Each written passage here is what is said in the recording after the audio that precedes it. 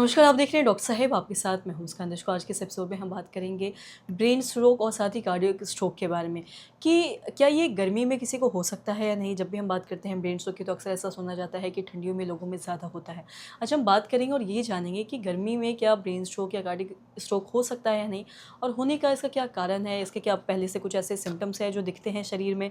तमाम चीज़ों पर बात करने के लिए आज हमारे साथ मौजूद है बिहार के जाने माने जनरल फिजिशियन डॉक्टर दिवाकर तेजस्वी साहब। नमस्कार, बहुत जी, स्वागत है। बहुत धन्यवाद आपका। सर, आपसे जानना चाहेंगे, अगर हम बात करें, जब भी हम बात करते हैं ब्रेन स्ट्रोक के बारे में या फिर कार्डियक स्ट्रोक के बारे में, तो इसके जो लक्षण होते हैं जो शरीर में दिखते हैं वो क्या कुछ है, इस बारे में थोड़ा बताएंगे।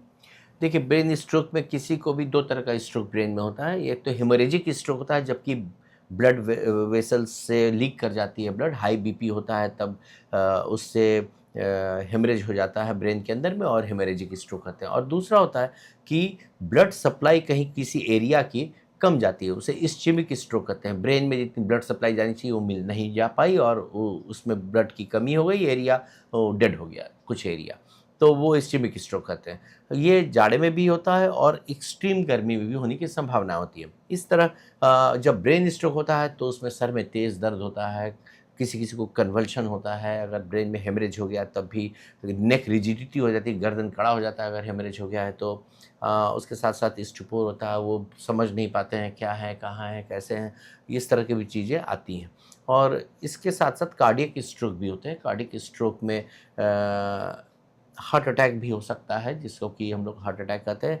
वो जाड़े के दिनों में भी हो सकता है और गर्मी के दिनों में भी हो सकता है। जाड़े के दिनों में बीपी बहुत तेज़ से बढ़ जाती है कभी-कभी, जो ब्लड वेसल सब सिकुड़ते हैं इसलिए। और गर्मी के दिनों में क्या होता है कि बहुत ज़्यादा पसीना हो जाता है, पानी बहुत ज़्यादा निकलता है, ब्लड गाढ़ा हो जाता है। जब रक्त गाढ़ा हो जाता है तो उसका विस्कोसिटी बढ़ जाती है, तो जितना फ्लो ईज़िली जाना चाहिए ब्रेन में, हार्ट में, सेल्स में, वो नहीं जा पाता है। और जब नहीं जा पाता है तो पहले से जो बीमार हैं, कुछ हाई डायबिटिक हैं या फिर कोई अन्य बीमारियाँ चल रही हैं, पहले से उनको हार्ट की या किसी तरह की दवाइयाँ चल रही हैं, तो उन लोगों को और ज़्यादा अगर ब्लड गाढ़ा हो गया तो उनको इसकी संभावनाएँ बढ़ जाती हैं, स्ट्रोक की संभावनाएँ बढ़ जाती हैं। गाढ़ा ब्लड से, गाढ़े ब्लड होने के कारण से ब्रेन स्ट्रोक, इस्चेमिक स्ट्रोक की संभावनाएँ या फिर कार्डियक स्ट्रोक होने की संभावनाएँ बढ़ जाती हैं, क्योंकि अगर कार्डियक वेसल्स में आपके ब्लड की सप्लाई कॉम्प्रोमाइज़्ड है, पहले से कम है, और गाढ़ा और ज़्यादा ब्लड हो गया और वो फ्लो जितना बढ़िया से करना चाहिए वो नहीं कर रहा है,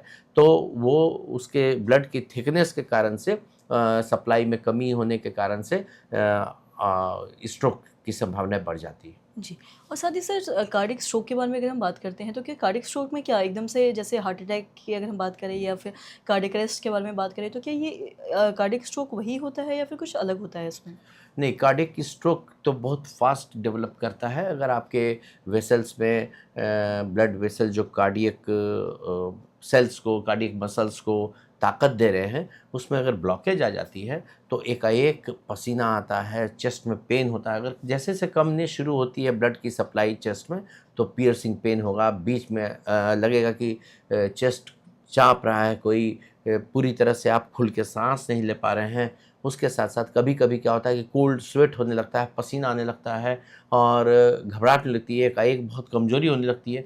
कभी-कभी पेन रेफ़र करके बहुत मिमिक करता है, गैस लोग सोचते हैं, लेकिन वो पेन कार्डियक अरेस्ट या हार्ट अटैक वाला पेन जो है, वो चेस्ट के बीच से होते हुए कभी बाएँ हाथ में भी जा सकता है, दाएँ हाथ में जा सकता है, जबड़े में जा सकता है, दाँत में जा सकता है, पीठ पे जा सकता है, और पैरों में भी दर्द हो सकती है। इस तरह के, और विशेषकर जो डायबिटिक हैं, जिनको कि पेन थ्रेशोल्ड कम है, उसमें generally chest pain, classical chest pain ना होकर के उनमें कोल्ड स्वेट हो सकता है, और उनमें रेफर्ड अन्य जगहों पर डिस्कम्फर्ट हो सकता है। इसलिए डायबिटिक लोग को भी बहुत ज़्यादा सावधान रहने की आवश्यकता है, क्योंकि उसमें क्लासिकल चेस्ट पेन के सिम्पटम हो सकता है कम आए और हार्ट अटैक हो जाए।